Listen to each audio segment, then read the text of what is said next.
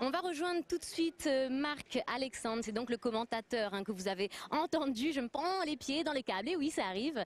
Depuis tout à l'heure, vous l'avez entendu commenter ces différentes actions. Bonjour.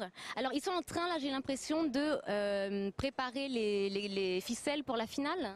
Oui, tout à fait. En fait, donc là, nos bénévoles que vous voyez derrière nous sont en plein travail parce que pour la finale de l'Inter-Océan Indien, nous intervertissons le sens dans lequel on va jouer. C'est-à-dire que si on jouait nord-sud, par exemple, ce qui est le cas, là maintenant on joue la finale est-ouest et ça change tous les paramètres du terrain et donc de la technique qu'on doit employer pour jouer cette finale. D'accord. Justement, cette finale, parlons-en. Vous me parliez de Madagascar tout à l'heure et de la mémoire de ce pays. Effectivement. Alors, changement de micro. J'ai retrouvé de la voix. Madagascar a de la mémoire parce que l'année dernière, les joueurs de la Grande Île n'avaient placé qu'une équipe en quart de finale de l'Inter-Océan Indien. Cette année, il y en avait 3, dont 2 qui vont jouer la finale tout à l'heure. Et les filles ont gagné la grande finale féminine. Ça y est, ça c'est fait en tout cas. Les femmes, c'est elles qui ont gagné, les Malgaches. Absolument. Victoire d'Annick Ramananandro et Francine Randriam-Baini qui ont battu une équipe franco-réunionnaise, on va dire, avec Patricia Foyot, l'épouse du champion, et Sandrine Laïcon, une joueuse de Saint-Leu. D'accord, alors je vois que vous prononcez admirablement bien les noms de famille malgaches. Je vais vous demander de nous citer les joueurs qui font la finale, qui concourent pour la finale hommes. Alors donc 6 joueurs malgaches en finale avec une équipe que nous connaissons bien puisque ce sont des joueurs qui rayonnent sur le circuit international. Dada Rambello, Thierry Bézandri et Tita Razako Arisoa. Tita qui a vécu en France et qui est vraiment très connu dans l'Hexagone. Face à eux, Alain Mandimé, Zo Randriana Arisoa et Mami Razafi Mamounzi qu'on connaît un petit peu moins mais qui ont une énorme puissance de tir. D'accord. Vous retenez une anecdote en particulier depuis le 11 janvier, depuis toutes ces épreuves qu'il y a eu ?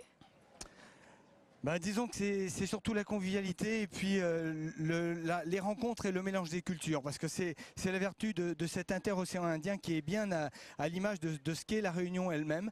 C'est le mélange des genres avec ces nations différentes, ces cultures différentes qui se côtoient et qui échangent au travers de la pétanque.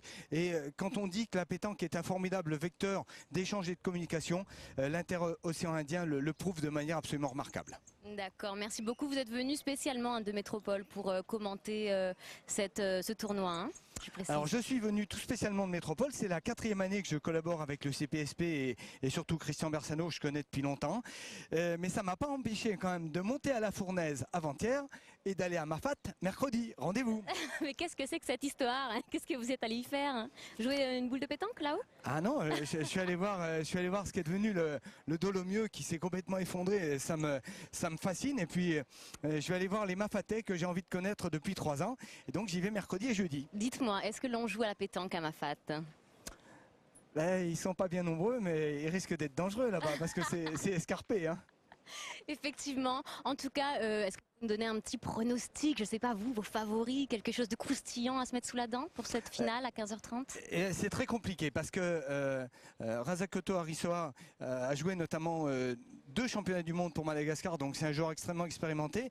Mais en face, cette équipe de Mandimé a une telle puissance de tir notamment. Tous les 3 sont des canonniers remarquables. Je pense que ça va être très très serré.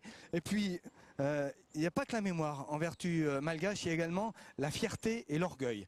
Et je pense qu'il n'y aura aucune concession, même si c'est une finale entre joueurs de la Grande Île, ça va jouer à fond.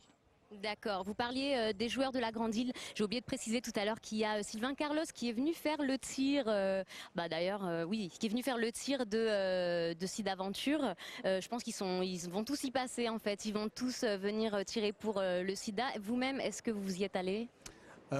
Non, je vais mettre des sous dans la cagnotte directement. Vous n'avez pas le temps de faire de SIDAventure. Si, je trouverai le temps, mais je vais aller voir Jean-Michel Jobard tout à l'heure. Je vais lui donner un petit billet de 20 € pour SIDAventure parce que si je tire, je serai capable de blesser quelqu'un.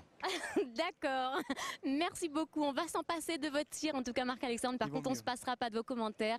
Alors merci énormément. N'oubliez pas de venir nous rejoindre sur le front de mer de Saint-Pierre. À partir de 15h30, c'est la finale à voir à tout prix. Alors à tout à l'heure. Au revoir.